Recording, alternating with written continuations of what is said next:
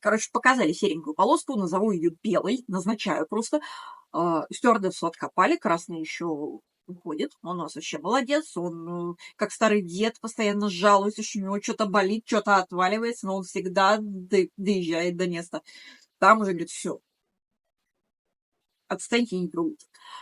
В этом году у нас, короче, я сейчас поняла, что задача со звездочкой. И если раньше мы ездили либо в лес отдыхать с ребенком и Венечкой, либо работать без этих двух товарищей, то сейчас мы совмещаем приятное с полезным, а соответственно надо впихнуть невпихуемое. Нужно впихнуть все оборудование, игрушки, а еще и микрочелика с кроликом для кролика. И, соответственно, нужен еще и дополнительный вольер, потому что царь во дворца, он так просто не будет.